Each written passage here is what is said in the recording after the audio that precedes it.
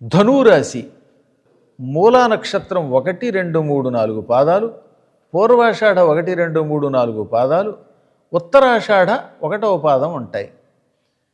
ఈ రాశి వారికి ఆదాయం 14, వ్యయం 11, రాజపూజ్యం 5, అవమానం 6, కందాయ ఫలాలు మూల 2, 2, 3, పూర్వాషాఢ 5, 0, 1, ఉత్తరాషాఢ 0, 1, 4.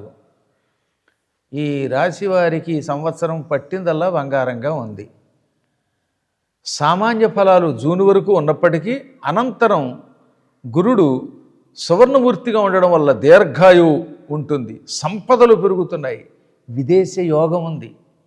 అమెరికా, ఇంగ్లాండ్ మొదలైనటువంటి అనేక దేశాలకు వెళ్ళగలుగుతారు, శుభాలు ఎక్కువగా పొందుతారు, సంపాదన బాగుంటుంది. సంతానం లేని వాళ్ళకి సంతాన ప్రాప్తి ఈ సంవత్సరంలో.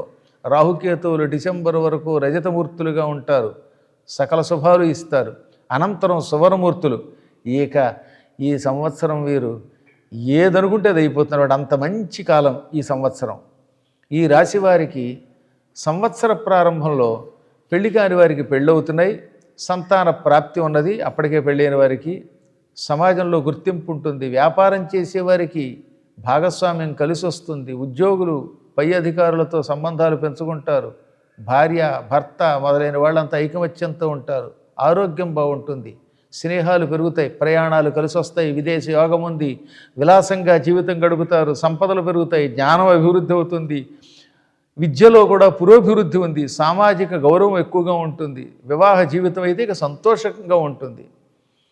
వీరికి అప్పుడప్పుడు కొంచెం పొట్ట సంబంధమైనటువంటి జీర్ణ సంబంధమైన ఇబ్బందులు వచ్చినా టక్కనవన్నీ తొలగిపోతాయి.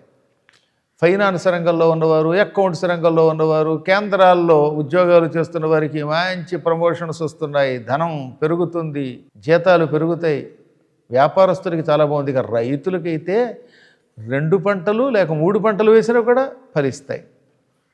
ఇంట్లో కూడా అప్పుడప్పుడు విభేదాలు వస్తాయి, కానీ అవి తొలగిపోతాయి. ప్రతికూల పరిస్థితులు వచ్చినా వాటిలోంచి బయటపడేటటువంటి యోగం ఉన్న కాలం ఇది. మీరు వీలున్నప్పుడల్లా నారాయణ కవచము, శివకవచము 2 కూడా పారాయణ చేసుకోండి. గొప్ప సంకల్పంతో పైకొస్తారు. ధర్మ విషయాలలో ఇతరులకు ఆదర్శంగా ఉంటారు. విద్యార్థులు విద్యాభివృద్ధి పొందుతారు. వ్యాపారులకి మిశ్రమ ఫలితాలు ఉంటాయి. అంటే పెద్ద నష్టం ఉండదు, లాభం ఉండదు, మధ్య రకంగా ఉంటుంది. సంవత్సరంలో మొదటి 6 నెలల కంటే మిగతా 6 నెలలు ఎక్కువ బాగుంటుంది వీరికి. వీరి అదృష్ట సంఖ్య 3, 8, 9 తేదీలు, బుధ శుక్ర శనివారాలు కూడా వీరికి కలిసి వచ్చే కాలాలు. వీరి మాస ఫలాలు తెలుసుకుందాం. మార్చిలో వృత్తిలో వ్యాపారాల్లో చాలా బాగా పైకొస్తారు, ఉద్యోగులకి ప్రమోషన్స్ ఉంటాయి, ఆర్థికంగా లాభంగా ఉంటారు, శ్రేయస్సు పొందుతారు. ఏప్రిల్లో అనుకున్న పనులు నెరవేరుతాయి, దీర్ఘకాలంగా కోర్టుల్లో ఉన్న కేసులన్నీ పరిష్కారం అవుతాయి, సోదరులతో సోదరీమణులతో శుభాలు పొందుతారు. ఉద్యోగులకు కూడా అభివృద్ధి ఉన్నది. మేలో శత్రువులు ఉంటారు, అయినా వాడు తొలగిపోతారు, ఆరోగ్యం బాగుంటుంది, ఏం భయపడక్కర్లేదు. జూన్లో మంచి మంచి దూర ప్రయాణాలు ఉంటాయి. కాకపోతే చిన్న చితక ఇబ్బందులు ఉన్నప్పుడు హాయిగా నారాయణ కవచ పారాయణ చేసుకోండి, ఇబ్బందులు తొలగిపోతాయి.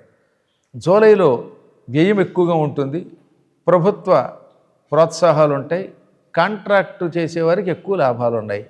ఆగస్టులో సమాజంలో ఉత్తమ స్థితిలో ఉంటారు, జీవితం బాగుంటుంది, ధనం బాగా సంపాదిస్తారు, గుర్తింపు తెచ్చుకుంటారు.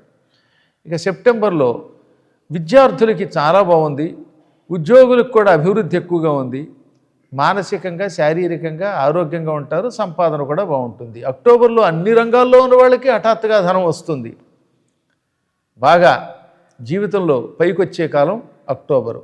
నవంబర్లో శరీరం మీద బాగా శ్రద్ధ పెడతారు, ఆరోగ్యం బాగుంటుంది. అప్పులు మాత్రం చేయకండి. ముఖ్యంగా ఈ షేర్ మార్కెట్లో పెట్టేవాడు జాగ్రత్తగా ఉండండి.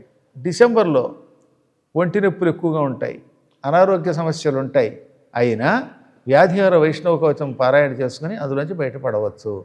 జనవరిలో కొంచెం ఒత్తిడి ఉంటుంది, కానీ అందులోంచి బయటపడండి.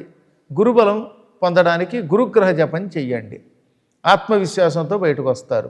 ఫిబ్రవరిలో సామాన్యంగా ఉంటుంది, పెద్ద ఎక్కువ లాభము ఉండదు, నష్టం ఉండదు, సామాన్యంగా ఉంటుంది. అనుకున్న పనులు కొంచెం ఆలస్యమైనట్టు అయ్యి మళ్ళీ అయిపోతాయి.